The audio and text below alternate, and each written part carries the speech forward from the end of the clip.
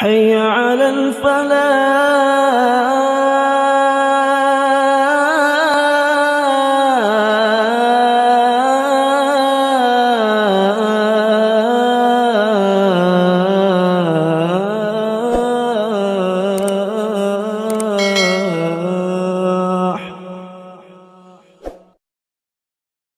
Bismillahirrahmanirrahim. Assalamualaikum warahmatullahi wabarakatuh.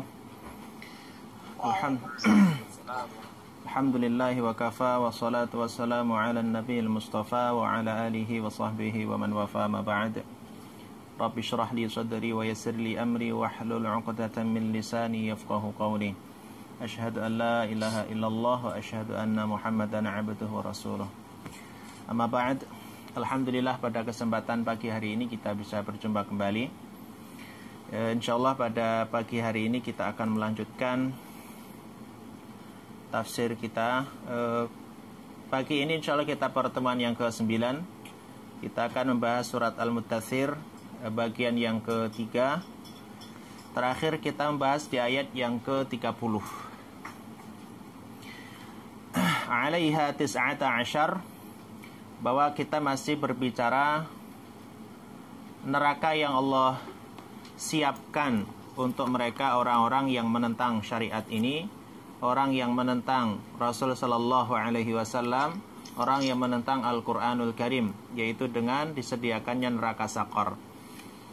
Adapun Saqar yang kemarin sudah kita bahas, wa ma adraka ma Saqar, kata Allah, la tubqi wa la tadhar, lawahatul lil bashar 'alaiha tis'ata asyar. Neraka Saqar adalah neraka yang tidak menyisakan barang sedikit pun dari penghuni neraka tersebut. Semua akan dilahap oleh api panasnya api itu, dan di dalamnya terdapat 19. Nah, tentang 19 ini para ulama berbeda pendapat. Apakah 19 ini berjumlah memang 19 seperti hitungan kita, ataukah 19 itu sebagai simbol? Maksudnya gini, kata 19 itu kalau kita manai secara harfiah berarti ya angka 19, yaitu angka di bawah 20 di atas 18. Itu yang makna zahirnya. Tapi ada yang memaknai 19 ini adalah angka maksimum, angka maksimal. Kenapa? Karena puluhan, kemudian ada angka 9, dan angka 9 itu adalah angka terbesar ketika angka terbesar dalam hitung-hitungan kita, karena di atas 9 itu udah nggak ada. 10 itu kan angkanya 1 sama 0. 9 itu paling banyak gitu. Intinya adalah simbol terbanyak, yang artinya berarti banyaknya tidak terhingga. Wallahu a'lam bishawab. Kita terlepas dari semua ikhtilafat itu. Yang jelas nanti Allah akan terangkan 19 ini 19 apa gitu. Apakah 19 penjaga khusus, ataukah 19 manusia atau jin apa-apa gitu. Nanti akan dibahas oleh Allah di ayat yang ke-31, dan insyaallah pada kesempatan kali ini akan kita baca.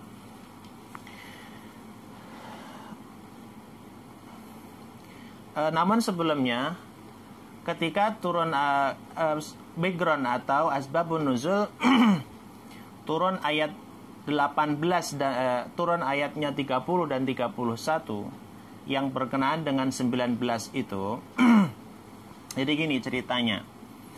Orang Quraisy itu terutama adalah Al-Walid ibn al-Mughirah dan juga Abu Jahal, dan termasuk lagi satu lagi namanya Abu Lasyad. Abu Lasyad. 3 orang ini nanti mengatakan, terutama diriwayatkan oleh Qatadah, suatu hari Abu Jahal ketika mendengarkan Rasul sallallahu alaihi wasallam membacakan ayat ini, bahwa di neraka Saqar itu terdapat 19 malaikat atau 19 penjaga. Lalu Abu Jahal mengatakan, lihatlah, Muhammad menjaganya hanya 19 malaikat. Dan kata Muhammad, di neraka itu hanya ada 19. Padahal kalian ini, wahai orang Quraisy, itu kuat-kuat dan banyak-banyak. Maka tidak perlu khawatir dengan neraka yang diperingatkan oleh Muhammad itu. Cukup kalian lawan, kemudian bisa masuk surga. Nah, gitu. Itu yang pertama. Yang kedua, menurut As-Suddi, surat ini berkenaan dengan Abul Asyad. Abul Asyad yang mengatakan, wahai orang Quraisy, kalian jangan takut dengan 19 malaikat yang dijanjikan oleh Muhammad itu. Aku sendiri yang akan melawannya. Tangan kananku akan membunuh 10 dari mereka, dan tangan kiriku 9 yang akan saya bunuh. Jadi selesai 19. Nanti kita bisa masuk surga bareng-bareng. Ada lagi yang ketiga. Abul Ashdin itu juga mengatakan, kalian ini orang banyak, dan kalian tuh kuat-kuat oleh orang Quraisy, dan kalian itu dijanjikan 19 malaikat penjaga neraka. Maka serahkanlah 2 orang daripada kalian penjaga neraka itu padaku. Berarti masih ada 17. Yang 17 silahkan dilawan. Saya yang lawan 2. Jadi 19 ini seolah-olah itu seperti permainan bagi mereka dan olok-olokan. Kemudian ketika ada olok-olokan itu, maka Allah menurunkan ayat yang ke-31-nya. Nah, lihat, ternyata angka itu dari dulu sudah diperdebatkan. Maksudnya adalah angka di sini, angka yang dibicarakan di dalam Al-Quran dan juga nanti di dalam hadis Nabi Sallallahu Alaihi Wasallam. Kata Allah, wa ma ja'alna ashaban nari illa malaikah. Allah jawab, yang 19 itu bukan seperti anggapanmu, bukan manusia gitu. Tapi Allah katakan, wa ma ja'alna, dan tidaklah kami jadikan ashaban nari, bagi penghuni neraka itu, illa malaikah, kecuali nanti penjaganya adalah dari golongan malaikat. Jadi kalian itu mau melawan malaikat, bukan melawan manusia. Kalau manusia oke, kalian bisa menang. Ini malaikat gitu. Statement yang pertama ini diberikan kepada orang Quraisy bahwa kalian tidak akan pernah bisa melawan malaikat. Kemudian wa ma ja'alna iddatahum. Nah, ini alasannya kenapa harus angka 19. Kenapa enggak 20 biar genap? Kenapa enggak 50 biar banyak? Nah, gitu kan. Allah jawab, wa ma ja'alna, dan adapun ja'alna iddatahum, kami menjadikan bilangan-bilangan hum kepada mereka, yaitu bilangan 19 itu, illa kecuali fitnatan, kecuali sebagai fitnah. Baik, kata fitnah ini coba nanti dipahami secara bahasa ya, biar nanti tidak mengulang lagi. Kata fitnah banyak di Al-Quran, tapi kata fitnatun atau fatana aslinya itu asalnya adalah membakar sesuatu untuk mencari kemurnian dari benda itu. Jadi menghilangkan kotoran yang masih tersisa. Contoh misalnya fatanal zahab, atau seseorang sedang memanaskan, sedang memfitnah gitu ya. Az-zahab itu emas. Untuk apa? Dilihat kadarnya berapa gitu. Kata fitan itu kayak gitu, fitnah itu aslinya. Lalu dijadikan sebagai terjemahan apa?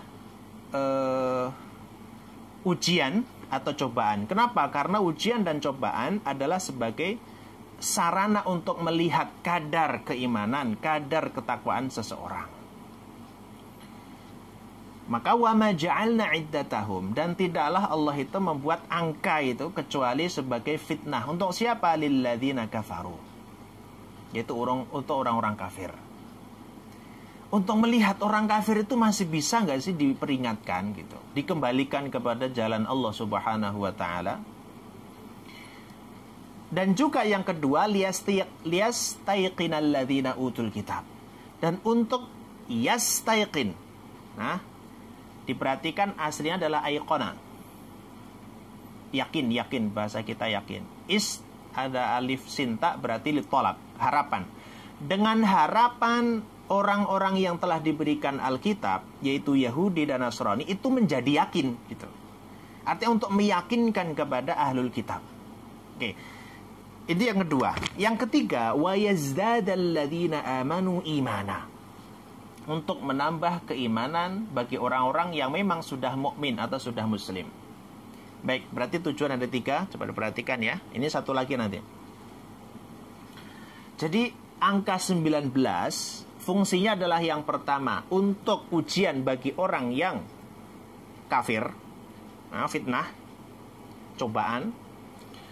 Yang kedua untuk meyakinkan agar lebih yakin siapa ahlul kitab.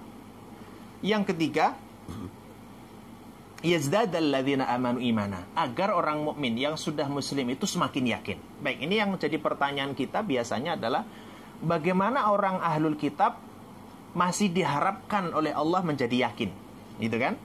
Gini, di dalam kitab Taurat dan di dalam kitab Injil itu sebetulnya juga sudah tertera demikian, bahwa di neraka itu ada 19. Itu sudah ada di Taurat dan Injil, gitu loh maksudnya. Jadi ketika mereka itu sudah mempelajari kitab mereka sendiri, kemudian melihat Al-Quran, itu semakin yakin seharusnya. Itu maksudnya ayat ini. Karena kata 19 itu tidak hanya muncul di ayat ini, tapi juga di Taurat dan Injil. Kemudian, untuk orang yang sudah beriman, seharusnya jauh lebih beriman lagi. Kenapa? Karena mereka meyakini semuanya datang dari Allah, itu pasti memberikan dampak kepada keyakinan mereka. Nah, kemudian Allah katakan wala yartabal ladzina utul kitaba wal mu'minun. Dan harapan yang keempat adalah agar orang-orang utul kitab, agar orang-orang yang telah diberikan kitab la yartab. Yartab itu artinya ragu. Yartab itu artinya ragu, la yartab berarti tidak ragu. Agar orang-orang ahlul kitab, yaitu orang Yahudi dan orang Nasrani, tidak ada lagi keraguan di dalamnya. Dan juga bagi orang-orang yang beriman. Baik ya, coba saya ulangi. Jadi tujuan angka 19, kita raba coba. Ketika mendengar angka 19 dalam surat ini, kita masuk ke mana gitu? Apakah itu ujian? Berarti orang kafir itu. Apakah kita ingin mencari keyakinan? Masih ragu di situ? Itu berarti adalah ahlul kitab, atau bertambah lagi iman kita. Kenapa menambah iman? Gini, sesuatu yang di luar logika, sesuatu yang tidak mampu masuk dalam akal kita, tidak mampu kita fikirkan dengan akal kita, cukup dengan cara satu. Apa itu? Kita cukup meyakini bahwa itu adalah kebenaran dari Allah. Kemudian yang keempat itu, agar tidak ada keraguan lagi pada orang mukmin dan juga oleh ahli kitab. Jadi kalau masih ada keraguan, dengan adanya kitab ini semakin yakin gitu maksudnya. Maka di situ ada 4 ya.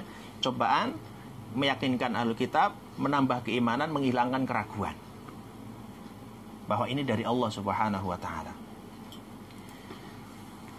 Kemudian Allah menggambarkan orang yang hatinya sakit. وَلِيَقُولَ الَّذِينَ فِي قُلُوبِهِمْ مَرَضٌ وَالْكَافِرُونَ. Angka 19 itu juga untuk memberikan ujian yang kedua. Agar apa? Agar orang-orang yang di hatinya itu ada marad, atau hatinya itu sakit, maradun itu menjadi khobar ya, fi qulubihim maradun. Hati itu ada kalanya hati yang sehat, namanya qalbun salim. Jadi hati itu ada 3 kondisinya ya. Ada qalbun salim, hati yang sehat. Ada qalbun marad, mata marad, yaitu hati yang sakit. Dan ada qalbun mayyit, atau hati yang mati. Adapun untuk orang yang hatinya itu sakit, maka mereka akan, dan juga orang kafir, mereka akan mengatakan, "Madza aradallahu bihadza mathala?" Apa keinginan Allah? Apa yang Allah inginkan dengan adanya angka ini?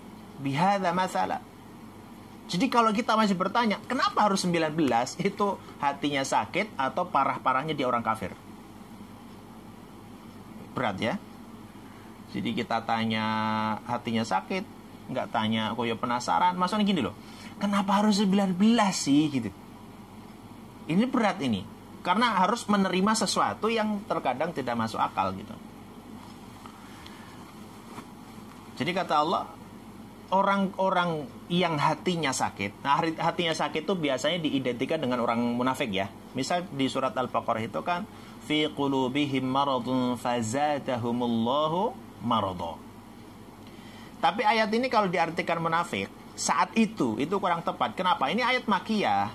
Ini harus kita pahami karena kita sesuai urutan surat. Jadi ayat-ayat makiyah itu tidak berbicara orang munafik. Belum ada munafik. Munafik itu bajunya muslim, fisiknya seolah-olah muslim, hatinya kafir. Gitu kan? Itu hanya ada di Madinah itu. Ini perlu dicatat, diingat baik-baik. Kalau ayat Madaniyah itu baru ada munafik. Seperti Abdullah Ubay bin Salul dan teman-temannya. Justru kalau periode Mekah atau ayat-ayat Makkiyah itu yang kebanyakan kebalikannya. Apa itu? Menyembunyikan keimanan. Fisiknya seolah-olah itu belum muslim, tapi hatinya muslim. Kebalik. Banyak orang-orang Mekah yang saat itu sebetulnya sudah syahadat, tapi sengaja menyembunyikan. Kenapa? Karena takut disiksa. Itu kalau periode Mekah ya. Jadi periode Mekah itu belum ada orang munafik. Jadi kalau diartikan munafik, nah, ada di Imam Asy-Syaukani di Fathul Qadir misalnya, beliau mengatakan ini adalah orang munafik. Loh, orang munafik kok di Mekah? Nah, beliau jawab, ini adalah listiqbal, untuk yang akan datang, bahwa nanti, nah gitu. Nanti suatu saat ada orang yang hatinya sakit, orang munafik, yang akan berkata, kenapa Allah harus menggunakan permisalan angka 19? Belum terjadi saat itu, belum kalau diartikan munafik. Semoga bisa dipahami. Tapi kalau dilihat secara kontekstualnya, karena nggak ada munafik, berarti saat itu ada orang yang sudah muslim, tetapi belum yakin 100%. Allah katakan masih sakit hatinya. Jadi kalau kita ada ayat, terus diri angen-angen gitu, direnung-renungkan, kok kayaknya nggak masuk akal ya. Ini kenapa ada kayak gini? Terus timbul keraguan, itu namanya nifak gitu. Karena hatinya sakit. Nah, kadzalika yudhillullahu man yasha. Kadzalik, demikianlah yudhillullah, Allah menyesatkan, Allah membuat sesat kepada siapa? Man yasha. Siapapun yang Allah kehendaki. Tapi juga sebaliknya, wa yahdi man yasha. Dan dia pun juga memberikan petunjuk hidayah kepada siapa yang dikehendaki. Baik, dua hal saya akan terangkan sedikit. Soal hidayah, soal kesesatan, ternyata tidak serta-merta itu karena usaha kita sebagai manusia. Sama sekali tidak. Itu ternyata kehendak Allah Subhanahu wa ta'ala. Maka kenapa kita harus selalu bersyukur saat sudah menjadi muslim, muslimah, mukmin, mukminah? Karena ternyata kita muslim, muslimah bukan karena kita cerdas, bukan karena kita ini pintar, bukan karena kita ini mulia, tapi karena Allah berkuasa dan Allah menginginkan kita sebagai orang muslim dan muslimah. Maka kita syukuri gitu. Di luar sana orang kafir lebih cerdas dari kita, lebih kaya dari kita banyak, tapi belum mendapatkan hidayah. Nah, sekarang kita lihat saat ini, kita introspeksi, ketika mendengar ini, ayat ini, kita letaknya di mana gitu. Dan Allah jawab tentang perdebatan 19 di dalam ayat 31 ini, dan Allah katakan, "Wa ma ya'lamu junuda rabbika illahu." Dan tidaklah siapapun mengetahui tentara-tentara Allah Subhanahu wa ta'ala illa huwa, kecuali hanya Allah. Jadi maksudnya tidak ada yang mampu mengetahui sebetulnya 19 itu apakah 19 orang ataukah 19 peleton ataukah 19 saf atau baris, atau 19 itu simbol banyak. Itu kalau ditanya gimana coba? Di neraka Sakor ada 19 malaikat. Nah, 19 ini apa? Ya udah kita jawab ayat terakhir ini gitu loh. Wallahu a'lam bishawab. 19 itu apakah 19 peleton atau 19 grup, 19 saf? Enggak tahu gitu. Karena yang mengetahui hanyalah Allah Subhanahu wa taala. Wa ma hiya illa dzikra lil bashar. Dan tidaklah Allah Subhanahu wa taala menyebutkan Sakor itu, hiya itu kembali ke Sakor, illa kecuali dzikra lil bashar, kecuali memberikan peringatan kepada bashar. Bashar itu sifat dari insan, bedakan. Gini ya, saya akan bawa ke dalam bahasa dulu. Kalau Allah menggunakan redaksi insan atau annas, ini yang sudah tahu bahasa Arab tolong dipahami betul-betul, biar kalau baca Al-Quran tuh tadabburnya kena gitu ya. Kalau Allah menggunakan kata insan atau annas, berarti yang dituju adalah fisiknya. Ya Yohanes berarti fisiknya manusia itu. Hanya bedanya kalau annas itu adalah secara global, seluruh manusia. Kalau insan personal-personal, pribadi-pribadi. Jadi kalau Allah menggunakan insan, menunjukkan kepada personalnya. Kamu gitu. Itu kalau insan. Kalau anas itu umum ya. Tapi kalau Allah menggunakan bashar, itu sifatnya. Sifat manusia itu bashar. Maka ada istilah Rasul itu basyariah. Basyariah Rasul itu ya makan, ya minum. Itu sifatnya Nabi atau apa namanya, dalam diri Nabi itu ada sebuah keinginan manusiawi. Nah kalau bahasa kita manusiawi, kan beda ya. Saya manusia. Manusiawi kan beda. Manusiawi itu sifatnya kan, atau dalemannya, dalemannya. Itu bedanya. Ada lagi nanti bariyah. Nah, nanti akan kita bahas di surat yang sudah ketemu dengan itu. Manusia itu ungkapan di Al-Quran banyak, dan itu harus kita pahami nanti ya. Nah, kata Allah Subhanahu wa taala, "Wa ma ya'lamu junuda rabbik." Wa ma, dan tidaklah mengetahui siapapun itu kecuali Allah Subhanahu wa taala sendiri yang mengetahui hakikat dari yang sudah Allah firmankan itu. Apa kata 19? Baik.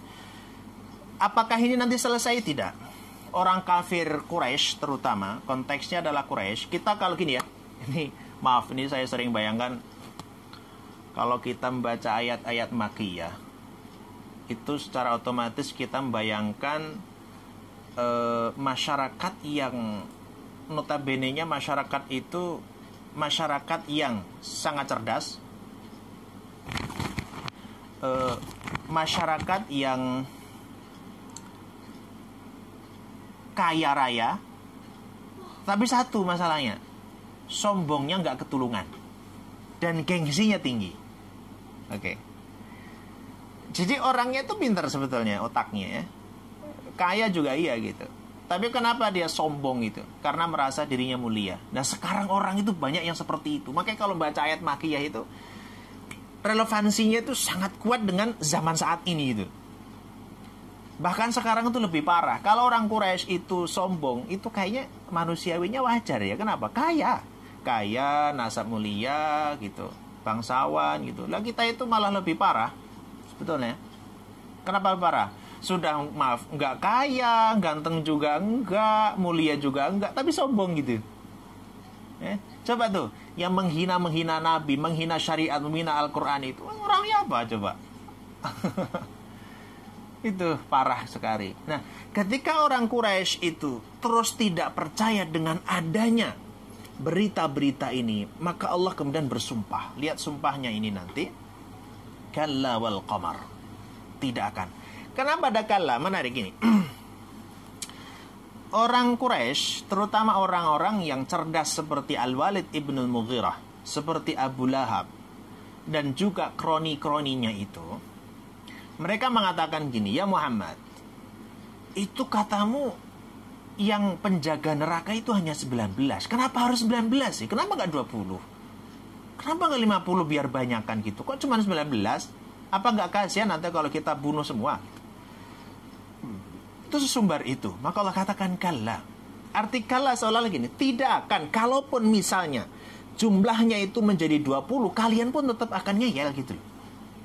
Ini bukan soal jumlah saja. Bahkan seandainya jumlah ini disesuaikan dengan keinginanmu sekalipun, kamu tetap akan tidak percaya. Sama dengan gini, ini perspektif yang berbeda, menafsirkan sesuatu yang berbeda.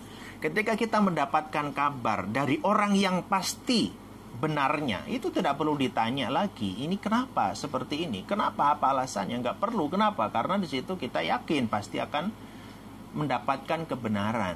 Tapi kalau kita merasa bahwa kabar itu dari seseorang yang tidak kita percayai kebenarannya, maka kita akan tanya. Nah, orang yang sering bertanya itu terkait dengan sesuatu yang sudah dinaskan dalam Al-Quran, itu menunjukkan dia kurang percaya kepada sang pemilik kabar, yaitu Allah Subhanahu wa ta'ala. Kalla wal qamar, dan demi bulan, wal laili, dan demi malam, id adbar, jika sudah adbar. Adbar itu satu akar kata dengan dubur. Nah, itu serapan bahasa Indonesia dari bahasa Arab. Kata dubur adalah sesuatu yang di belakang, namanya dubur.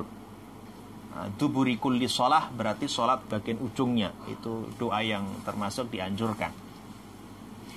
Wasubhi, dan demi waktu subuh, idza asfar. Baik, saya akan terangkan satu persatu dulu. Kata qamar, qamarun itu biasanya digunakan oleh orang zaman dahulu atau bahasa-bahasa klasik sebagai menunjukkan sesuatu yang sangat putih, bercahaya, sekaligus menunjukkan kemenangan. Itu qamar.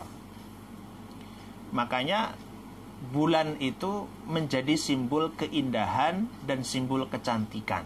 Menarik ya. Kenapa harus bulan? Kenapa nggak matahari? Bulan itu memberikan cahaya yang terang, tetapi tidak menimbulkan panas. Maka simbolisasi keindahan kan bulan kan. Misalkan seorang suami pada istrinya, wajahmu cantik bagaikan rembulan, itu pas. Kenapa nggak matahari, Ustaz? Lebih terang. Kan ada panasnya. Biar wanita itu nggak panas. Makanya pakai bulan. Kalau laki-laki itu simbolisasinya apa? Matahari. Memberikan cahaya tapi panas. Walaili, dan demi malam. Malam adalah simbol gelap. Sebetulnya lail itu menunjukkan sesuatu yang gelap atau sesuatu yang hitam. Adbar, sesuatu yang di belakang atau di akhir tadi. Kemudian Allah katakan wasubhi. Baik, kata subh itu sesuatu yang bercahaya. Sobaha artinya yang cerah atau yang bercahaya. Maka alat penerangan, lampu, bahasa Arabnya apa? Misbahun. Kenapa menjadi alat? Jadi sambil belajar bahasa Arab ya. Bahasa Arab itu kalau kata dasarnya ditambah mi, itu menjadi alat. Contohnya sobaha, menerangi atau memberikan cahaya. Mi, misbah, berarti alatnya, berarti lampunya. Sama dengan fataha, itu membuka. Saya kasih mi, miftahun artinya kunci. Kenapa kunci? Karena alat membuka. Gitu. Wasubhi, dan demi waktu subuh atau yang bercahaya, idza asfar. Baik. Kata asfar itu sama dengan safar. Kita sering mendengar kata safar. Safar itu melakukan perjalanan jauh. Safar itu aslinya sesuatu yang terbuka setelah ditutup. Itu namanya safar. Dulu orang Arab sering mengatakan safaratil mar'atu. Wanita itu sedang safarat. Safarat itu artinya membuka hijabnya. Karena tertutup dibuka. Itu namanya safar. Kenapa perjalanan jauh itu kemudian dinamakan safar? Karena dulu kalau perjalanan jauh itu membuka jalan, betul-betul mencari jalan. Maka namanya membuka sesuatu. Selain itu kata safar juga membuka wawasan yang sebelumnya tempat belum pernah kita jamah, kemudian kita datangi, maka namanya safar. Nah, wasubhi idza asfar artinya membuka sesuatu. Membuka apa? Gelapnya malam. Tapi sudah terang. Karena kalau baru dibuka namanya fajar. Jadi harus diperhatikan nih, apa bedanya fajar dan subuh? Ya beda dong. Fajar itu baru membuka, belum bercahaya terang. Tapi kalau subuh sudah ada bercahaya, sudah cahayanya sudah ada. Lebih terang lagi namanya duha. Nanti di surat Ad-Duha kita bahas tuh. Nah, Allah bersumpah mulai dari bulan, malam, dan subuh. Ini kalau kita lihat berurutan ya. Adanya bulan karena adanya malam. Tetapi malam tidak bisa abadi. Harus ada subuh. Artinya apa? Keindahan itu akan terasa sangat indah ketika ada sesuatu yang berseberangan dengannya. Misalkan ada wanita 10. Itu yang satu cantik banget. Kenapa cantik? Karena ada yang lainnya jelek. Loh, jelek itu juga berkah karena memberikan memberikan status cantik pada yang lain. Nah, selain itu al-lail adalah simbol kesesatan, simbol orang yang gelap hatinya. Tapi setiap kegelapan itu sebetulnya ada keindahan kalau dia mau keluar dari kegelapan itu, yaitu cahaya syariah, cahaya agama, cahaya kenabian. Was-subhi idza asfar. Kemudian Allah katakan innaha la ihdal kubar. Sebagian ulama tafsir ayat 35 ini sebagai jawabul qasam, jawab dari sumpah ayat sebelumnya. Ayat sebelumnya Allah bersumpah demi qamar, demi lail, demi subuh. Apa yang Allah ingin sampaikan? Ketika Allah bersumpah terhadap sesuatu, itu artinya Allah ingin mengungkapkan sesuatu yang sangat penting. Sesungguhnya ia, perhatikan ha di sini. Ha itu di situ hak muannas ya, litaknis. Jadi bedanya kalau bulat hu atau hi itu artinya dia tapi untuk laki-laki. Kalau ha memanjang ke atas itu untuk perempuan. Berarti innaha sesungguhnya ia. Siapa maksudnya dia itu? Neraka sakar. Sesungguhnya neraka sakar itu la ihdal kubar. La itu artinya sungguh. Perhatikan baik-baik. La kalau pendek artinya sungguh. La panjang artinya tidak. Ini bisa fatal artinya jika salah membaca. La ihda berarti sungguh benar-benar ihda, salah satu al-kubar. Kubar itu bentuk apa ya, superlatif dari akbar. Akbar itu sudah superlatif ya, ini di atasnya lagi apa tuh? Yang terbesar, paling besar. Sesungguhnya neraka sakor itu adalah salah satu dan neraka-neraka yang lain yang terbesar. Artinya yang terbesar, yang terdahsyat siksaannya. Kenapa kok salah satu? Karena Allah sebutkan di dalam Al-Quran itu tidak hanya satu jenis neraka atau tidak hanya satu nama neraka. Setidaknya ada 7 ya. Ini suara saya masih didengar?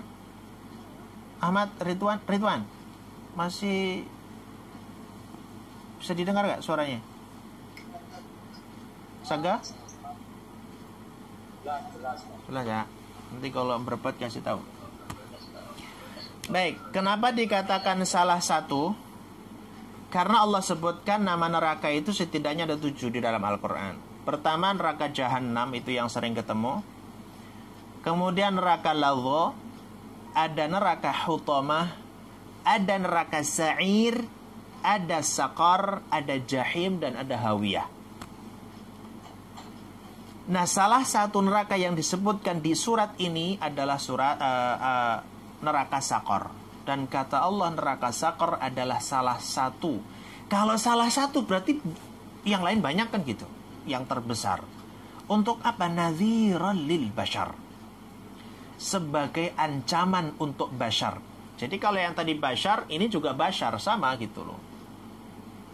Artinya ancaman bagi orang yang masih memiliki sifat bashar, sifat kemanusiaannya. Kalau orang masih memiliki sifat kemanusiaannya, maka manusia tidak pernah merasa aman dari azab Allah subhanahu wa ta'ala. Itu Saqar ya. Jadi nadhiran lil bashar. Untuk siapa itu peringatan? Nadhir tadi, liman sya'a minkum ayyataqaddama aw yata'akhkhar. Setelah adanya peringatan, maka Allah sebutkan ada 2 golongan orang terkait dengan ancaman Allah ini. Baik, saya akan bahas sya'a dulu, biar nanti kalau ketemu biar gak bingung lagi ya. Sya'a itu mirip dengan aroda, keinginan. Salah satu perbedaan, kalau sya'a itu keinginan yang sudah bulat, artinya sudah ada tekad yang tidak ada keraguan sedikit pun, itu sya'a namanya. Makanya sesuatu Itu bahasa Arabnya apa? Syai'un kan? Syai'un itu sesuatu yang sudah ada realnya. Ada sesuatunya gitu. Itu satu akar kata dengan sya'a, syai'un. Berarti kalau sya'a itu keinginan yang sudah bulat. Kalau aroda masih ada keinginan. Bisa jadi nanti ragu kalau manusia. Kalau Allah nggak, beda ya. Itu sya'a. Artinya apa? Liman sya'a minkum. Untuk siapapun orangnya yang ada keinginan di antara kalian. Keinginan untuk apa? Ketika sudah diberikan peringatan, an yataqaddama aw yata'akhkhar. Untuk dia itu maju. Arti maju di sini adalah melakukan kebaikan aw yata'akhkhar, atau justru meninggalkan, mundur gitu. Gini, setelah Allah berikan peringatan di neraka dan neraka sakar, di sana ada 19 malaikat, di sana ada siksa dan seterusnya, apakah kita kemudian merasa takut dan memperbaiki amalan kita, ataukah justru mundur? Artinya kafir gitu. Itu siapapun yang dikehendaki Allah Subhanahu wa ta'ala. Jadi kita punya pilihan memang, tapi pilihan itu tidak terlepas dari bimbingan Allah Subhanahu wa ta'ala. Kullu nafsim bima kasabat rahinah. Allah ingatkan terkait dengan dosa kita, kesalahan manusia, ketidakpedulian kita kepada akhirat. Kullu nafsim bima kasabat rahinah. Setiap jiwa manusia itu bima kasabat, atas apapun yang telah mereka usahakan. Coba bedakan antara kasabat dan amila ya. Amila itu juga perbuatan. Kasabah juga sesuatu perbuatan juga, melakukan perbuatan. Amalun itu kan amal. Bedanya gini. Kalau amala itu perbuatan mau kecil mau besar masuk ke situ, asalkan ada niat dan usaha. Itu namanya amila ya. Kalau fa'ala itu melakukan juga tapi tanpa usaha dan niat. Baik, saya coba 3, coba nanti dibedakan ya. Ini terjemahnya sama semua ini. Fa'ala melakukan atau berbuat, amila fa'ala berbuat, amila juga berbuat, kasaba juga berbuat. Bedanya gini. Kalau fa'ala, fa'in lam, berbuat atau melakukan sesuatu tanpa niat dan usaha. Maka Allah itu semuanya fa'ala kan? Alam tara kaifa fa'ala. Karena Allah yang berbuat. Allah nggak perlu niat dan nggak perlu usaha melakukan sesuatu. Kalau amila itu adalah perbuatan yang perlu niat dan usaha, tapi tidak harus keras usahanya. Kalau kasabah, nah ini kasabah itu apa ya? Melakukan sesuatu dengan tekad yang kuat, dengan tujuan yang kuat, itu namanya kasabah. Nanti kita bahas di surat Al-Lahab, nanti kan ada ya. Ma'aghna anhu maluhu wa ma kasabah di situ. Artinya apa? Setiap jiwa manusia, atas apapun yang dia usahakan dengan serius itu, yang sangat kuat itu, keinginan yang kuat itu, rohinah, itu akan digadaikan. Oke, rohin itu memang terjemahannya di situ mempertanggungjawabkan ya, atau bertanggung jawab. Kata rohinah itu aslinya diambil dari kata rohana. Kalau dalam fikih biasanya judulnya ar-rohnu. Ar-rohnu atau rohnun itu aslinya pegadaian. Rohana berarti menggadaikan. Yang sering kita dengar hadis apa? Kullu maulid kullu mauludin marhunun. Kok saya lupa. Marhunun bi'aqiqatihi. Marhunun itu kan tergadaikan gitu. Artinya apa? Rohen itu digadaikan. Tahu begadaian ya? Begadaian itu kan misalkan saya butuh uang 100.000 nih. Tapi saya nggak punya uang, tapi saya punya handphone. Maka handphone ini saya titipkan pegadaian, saya dapat uang 100.000. Kapan handphone saya ini bisa saya ambil? Kalau saya membayar 100.000. Begitu. Ada 2 makna di sini. Yang pertama, karena di situ ada kata kullu nafsin, berarti masuk ke semuanya kan? Artinya orang mukmin, orang muslim, orang munafik, orang kafir semuanya masuk kan gitu. Itu makna pertama lebih umum. Artinya berarti gini, setiap jiwa manusia itu sebetulnya sedang menggadaikan atas apapun yang telah mereka lakukan di dunia. Terus kapan dibayarnya? Nanti di akhirat. Kalau baik dibayar baik, kalau buruk dibayar buruk. Jadi sebetulnya ketika kita beramal, itu sedang kita simpan. Yang nanti akan kita ditebus oleh Allah. Bayangkan kita indahnya. Al-Quran, Allah mengibaratkan, Allah itu sedang menggadaikan gitu, sesuatu pada kita. Dan Allah nanti akan membayar gitu. Ini kan menunjukkan kita ini gak sadar-sadar diri gitu. Seolah-olah kita ini setiap sholat kita, zakat kita, sedekah kita, Quran kita, ngaji kita, semuanya itu nanti Allah akan membayarnya di akhirat dengan bayaran yang berlipat ganda.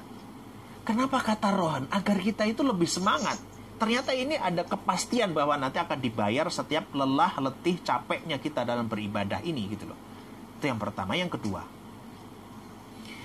karena berkenaan dengan ayat berikutnya nanti, maka ini khusus orang kafir. Orang kafir itu, orang yang berdosa itu, sebetulnya dosanya sedang ditangguhkan, sedang dirohankan atau sedang digadaikan. Dan nanti ketika tidak dibayar dengan amalan-amalan solehnya, maka Allah akan balas setiap keburukan dosa yang dia lakukan dengan neraka. Salah satu yang neraka sakor. Karena setiap amalan kita sudah tercatat dengan rapi, dan itu nanti akan menjadi pertanggungjawaban nanti di akhirat. Maka kata berikutnya adalah illa ashabal yamin, kecuali orang golongan kanan. Ashab gini ya, ashab itu aslinya sang pemilik. Kayak sahibul ibil berarti pemilik unta, sahibul bait berarti pemilik rumah, sahibul hajah berarti pemilik hajat atau keperluan.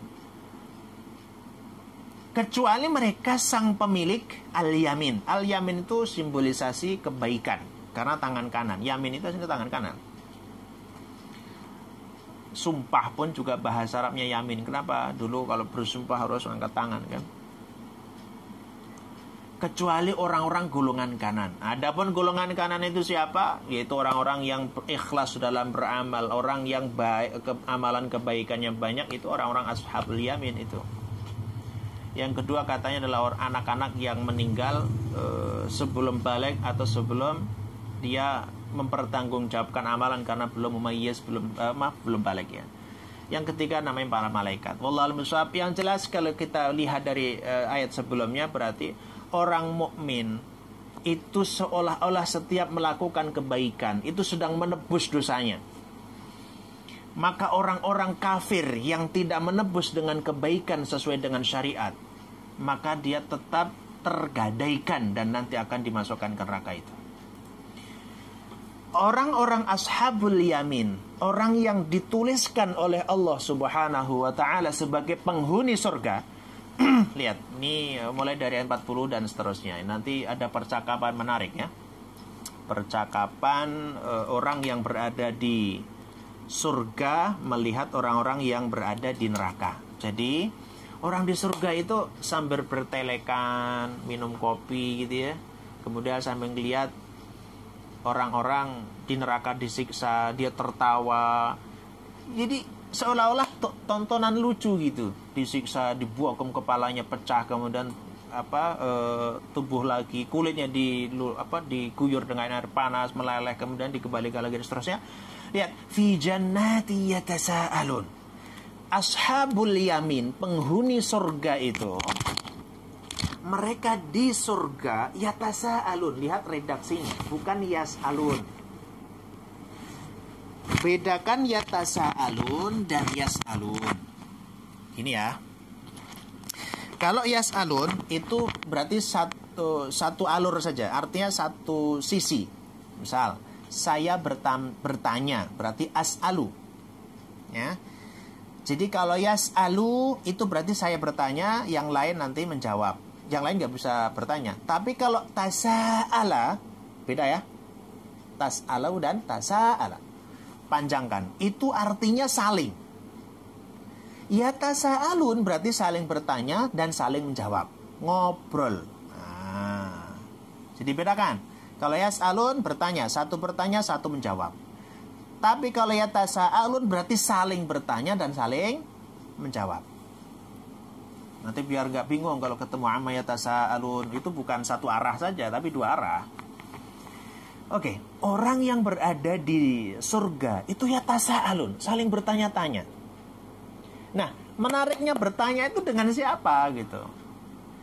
Pertama bertanya, saling ngobrol dengan sesama penghuni surga.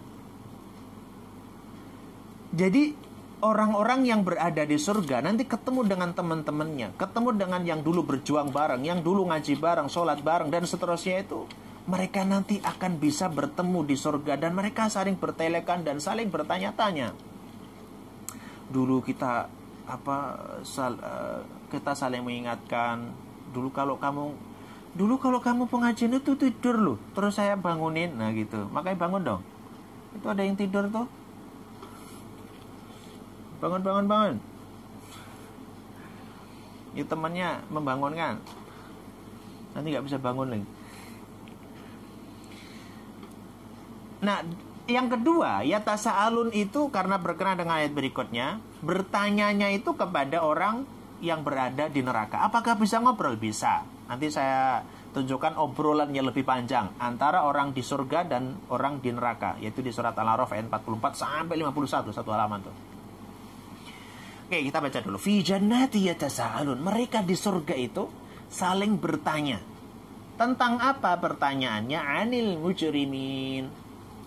Tentang orang-orang mujrim. Jaroma, kalau dalam pembahasan fikih biasanya ada jarimah. Jarimah itu kriminalitas atau kejahatan. Mujrim berarti orang yang jahat. Tentang orang-orang yang durhaka dengan orang berdosa, orang-orang yang narapidana kali ya, orang-orang jahat itu. Nah, terus orang berada di surga itu bertanya kepada orang di neraka. Apa pertanyaannya? Pertanyaannya itu selain membuat orang di neraka semakin tersiksa, itu juga membuat orang di surga itu juga semakin bersyukur gitu. Apa pertanyaannya orang di surga itu? Ma salakakum fi saqar. Perhatikan pakai salaka. Salaka itu berjalan aslinya ya.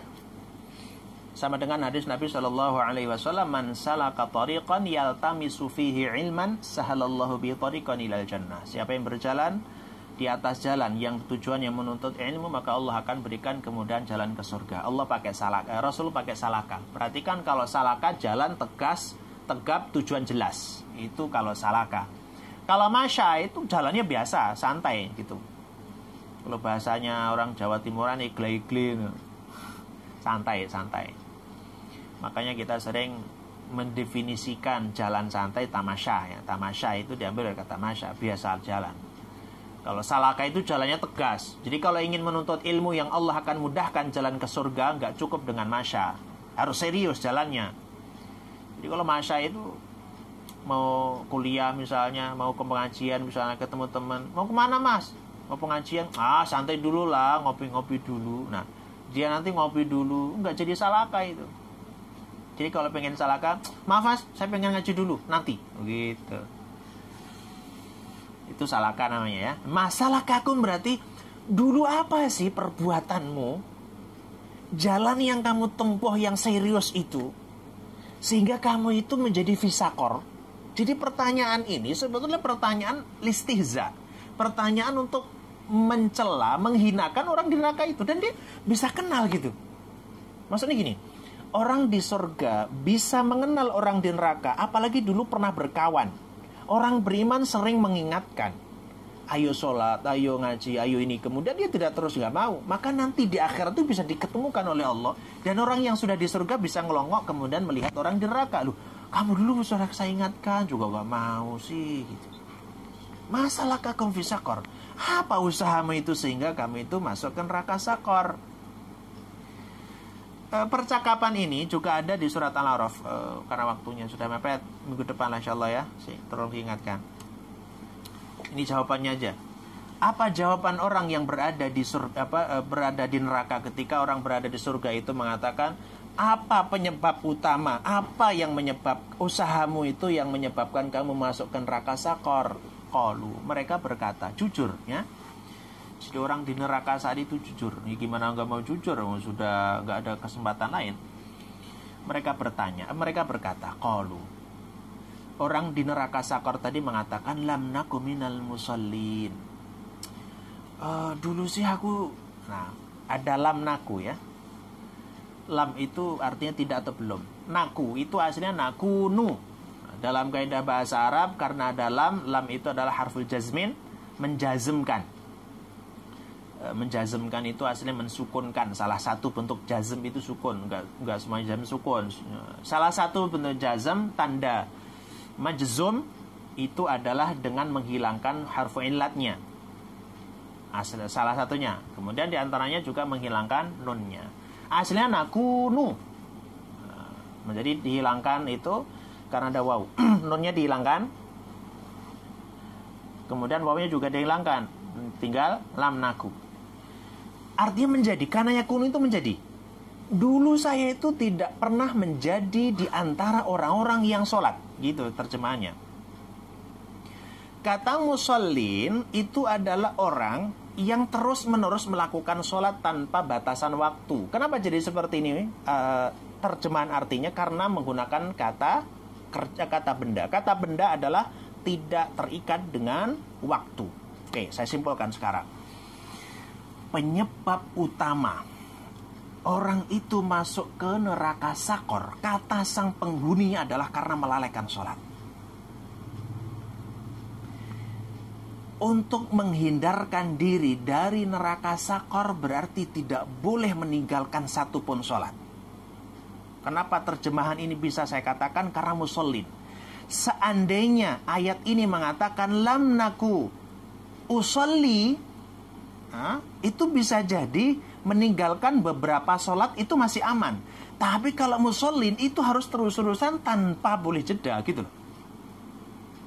Ginilah yang saya contohkan.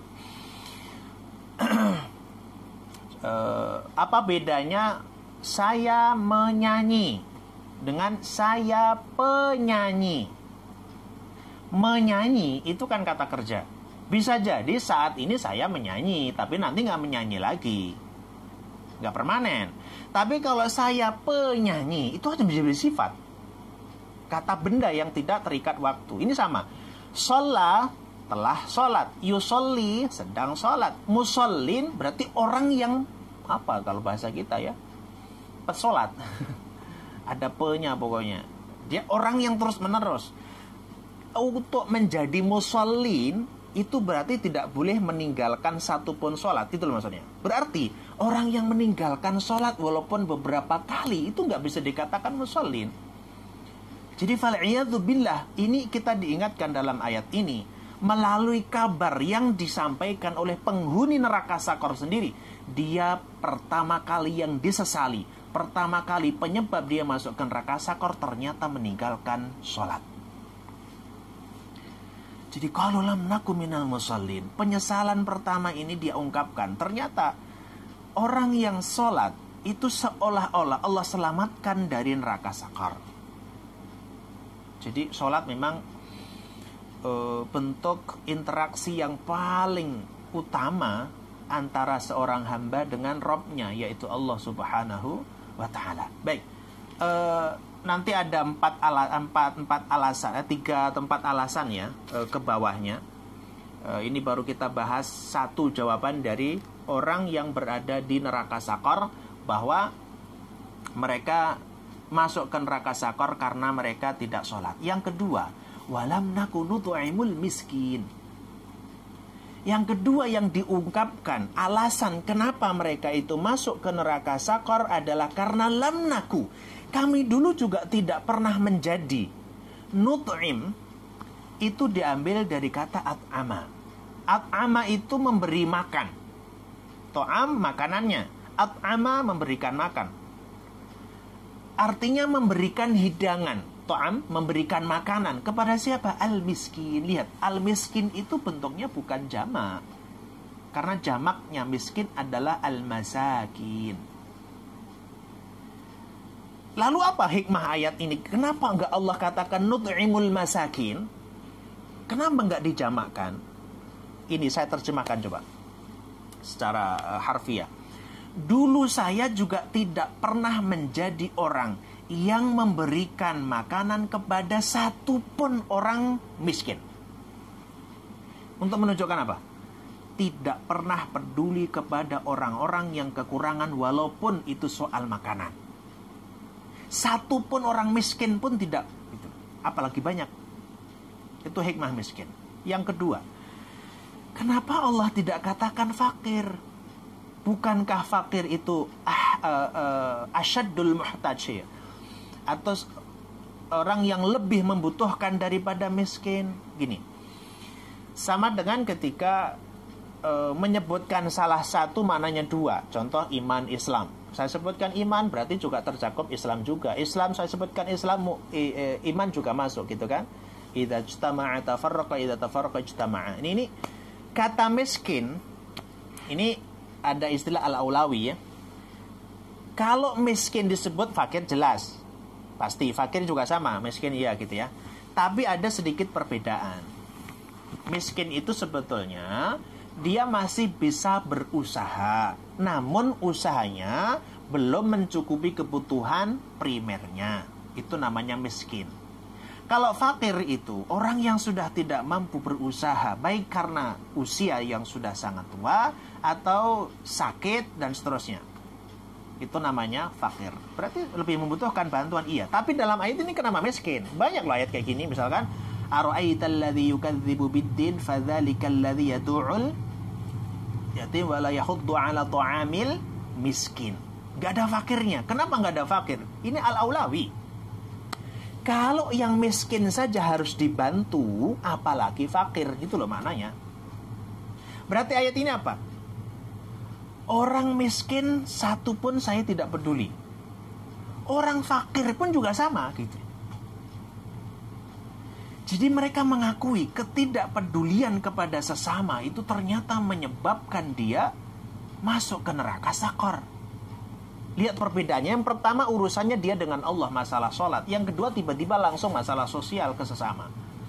Karena orang yang beriman, betul-betul beriman, tidak mungkin dia baik kepada Allah tapi tidak baik kepada sesama. Itu sudah couple ya, sudah pasangannya seperti itu. Nah, adapun Allah sebutkan miskin. Kenapa harus to'am? Kenapa harus makanan, nggak minuman, pakaian, tempat tinggal gitu? Kalau tempat tinggal bisa numpang. Tapi kalau soal makanan itu nggak bisa ditunda. Jadi kalau kita masih ada menemukan tetangga, sahabat, teman, apalagi saudara yang masih kekurangan makanan, terus kemudian kita tidak peduli kepada mereka kena ayat ini, maka salah satu bentuk kemurkaan Allah Subhanahu wa ta'ala adalah di saat kita kenyang padahal ada tetangga yang kelaparan. Dan soal makanan luar biasa. Orang yang memberikan makanan kepada orang dan orang itu ahli ibadah, maka ketika makanan masuk ke dalam mulutnya, masuk ke dalam kerongkongan, masuk ke dalam tubuhnya, menjadi darah dan daging, dan darah dagingnya digunakan untuk beribadah, maka kita akan mendapatkan pahala itu. Makanya sedekah makanan itu Masya Allah pahalanya. Terutama adalah kepada orang yang kelaparan, membutuhkan bantuan. Apalagi ditambah suasana yang sempit seperti saat ini, misalkan pandemi ini. Sedekah yang dilakukan saat ini tentunya pahalanya tidak akan sama dengan ketika dalam keadaan tenang dan nyaman. Kita bersedekah kepada orang yang saat itu sangat membutuhkan dengan orang yang tidak terlalu membutuhkan, tentunya berbeda. Dan makanan Masya Allah itu makanan, makanya usahakanlah kalau bisa mumpung bulan Ramadan gitu ya. Kan banyak di pinggir jalan misalkan ada orang-orang ini kasih makanan gitu. Nggak perlu mahal, misalkan ada nasi padang yang 10 ribuan, 8 ribuan atau 11 ribuan itu kan ada. Yang penting kita ikhlas. Baik, ini percakapan yang dijawab oleh ahli neraka sakar. Sudah ada 2 ya. Nanti akan kita lanjutkan di kesempatan berikutnya insyaallah sampai di ayat yang terakhir. Saya kira ini yang kita bahas pada kesempatan pagi hari ini. Insyaallah kita lanjutkan di minggu depan insyaallah. Hatanallahu wa iyyakum. Assalamualaikum warahmatullahi wabarakatuh. Alhamdulillahi rabbil alamin.